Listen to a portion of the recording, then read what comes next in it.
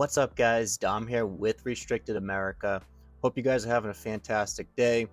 So, today's video, I wanted to address some of the concerns. A lot of people are asking what's going on with the lawsuits.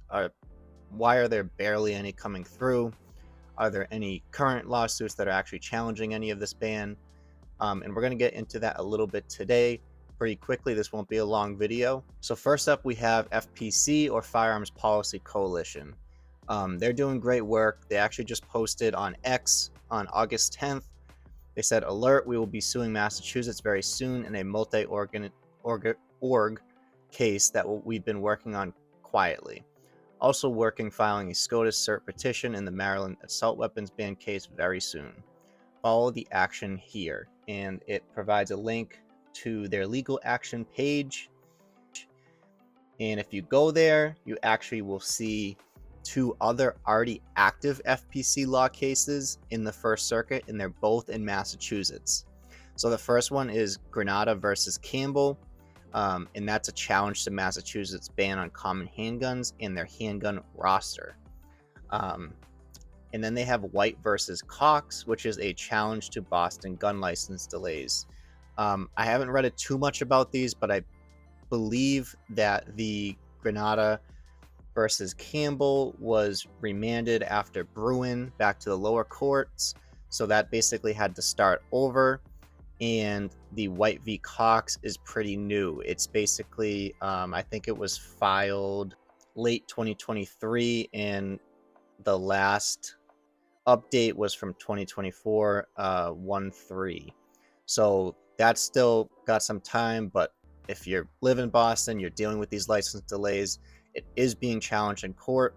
And a lot of people are asking, about the rosters. That's also already being challenged in court because we're already living under that, which is being challenged under Granada versus Campbell.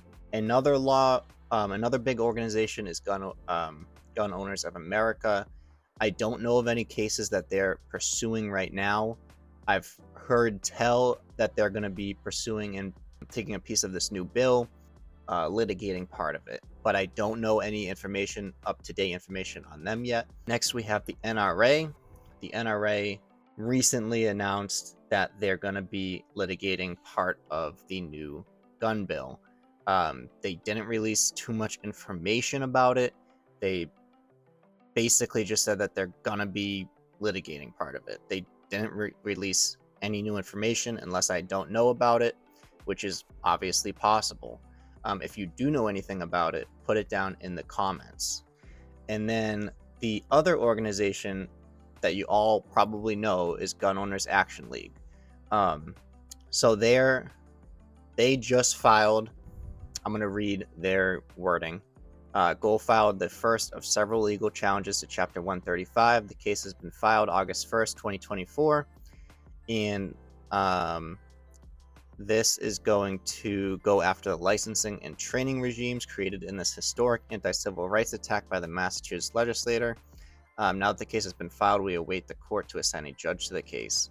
I think this has been almost put on hold because of the Mass State Police not honoring the original timeline, and they're going to be of the bill, and they're going to be actually honoring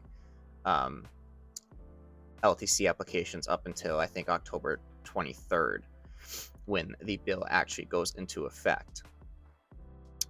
There's also two Bruin-related cases that I know for sure Goal is funding one of them, but the other one I'm not sure about. I think they are, or they're at least helping with it. The first case is the Westbrook case, and that deals with suitability, and that's the Holyoke District Court. In a case that originated from the town of Holyoke, Mass, Mr. Westbrook applied for a license to carry, LTC, and was denied by Chief David Pratt of the Holyoke Police Department. His denial was due to Westbrook being determined unsuitable by the chief. Mr. Westbrook then sued the town, asserting that the decision to deny him his license based on suitability was unconstitutional.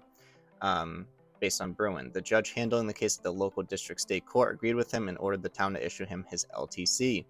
Of course, the Commonwealth has appealed the decision and is likely headed to the Mass Supreme Judicial Court for appeal. Goal has decided to fund Mr. Westbrook's defense moving forward and is proud to be working with attorney William Smith to ensure his president stands for all citizens of the Commonwealth who want to exercise their Second Amendment rights. And then the other case that's being worked on is the Donnell case, and that deals with non-resident licensing. That's out of the Lowell District Court. The Lowell District Court ruled against the state in charging a non-resident in possessing of a firearm without a license. The Commonwealth has appealed, and the Massachusetts Supreme Judicial Court has called for the case, thus bypassing the state appeals court. Goal has engaged a law firm to provide the SJC with an amicus brief. And if you want to learn more about those cases, those are both on the Goal Legal Action tab of goal.org. So if you want to learn more, they have all the court documents and everything that's up to date on their website. And a side note, I know they're not as big of an organization, but Commonwealth 2A has also filed a similar, basically the same lawsuit as Goal recently that deals with licensing and training. I don't know how that's going to work with both filing fairly the same lawsuit. Hopefully the Com2A is a little bit different, but we'll kind of learn more as time goes on. And I know what you're thinking, like, why aren't there more lawsuits going after this bill? Well, first off, they don't want to put their money behind it if this bill gets repealed in court, which we're trying to do right now through a referendum petition. We all hoping that works, so we don't even have to put the money behind these litigation, and all the money that was put behind all of it can just be put into a war chest for dealing with pre-existing laws in Massachusetts. But if this law is repealed, then these big organizations would just be putting money behind litigating something that they don't need to. So I do understand that part. And then the other part is we're not currently living under the effect, even though we are, because this bill goes retroactive to August 1st. We technically aren't living under the effects of the law until October 23rd. So that's when you'll probably see more of these bigger organizations get more specific with what they're actually targeting in this bill, and we'll get more information then. What can we do in the meantime? Obviously, Massachusetts, we're trying to repeal this bill with the petition, as I said earlier. So we need to spread the word. We need to create these grassroots movements. We need to literally tell everybody about this.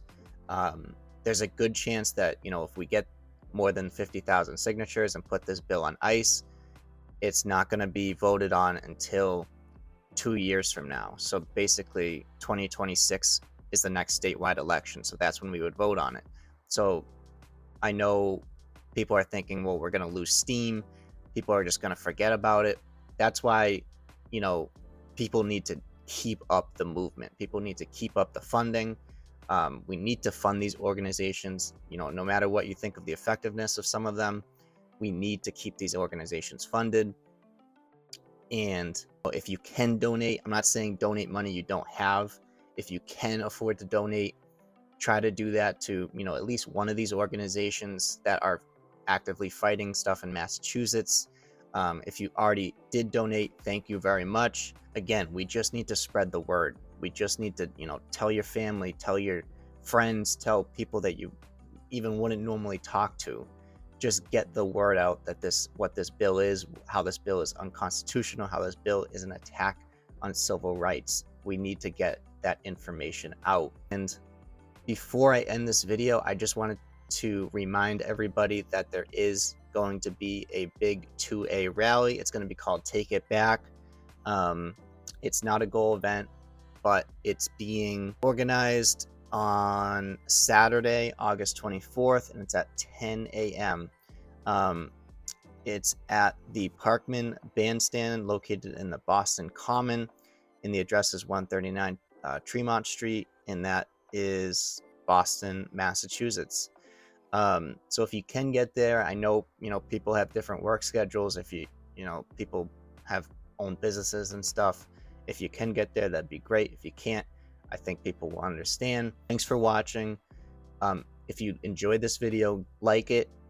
If you have a comment or concern, put it down in the comment section.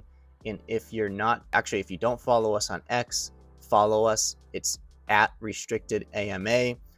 at Restricted America was taken, so I'm kind of PO'd about that, but it's at Restricted AMA, so it's Restricted America on X. And if you don't subscribe to our YouTube channel, make sure to do that for updates. I also make guns and ammo videos, shorts all the time. Other than that, stay informed and stay unrestricted.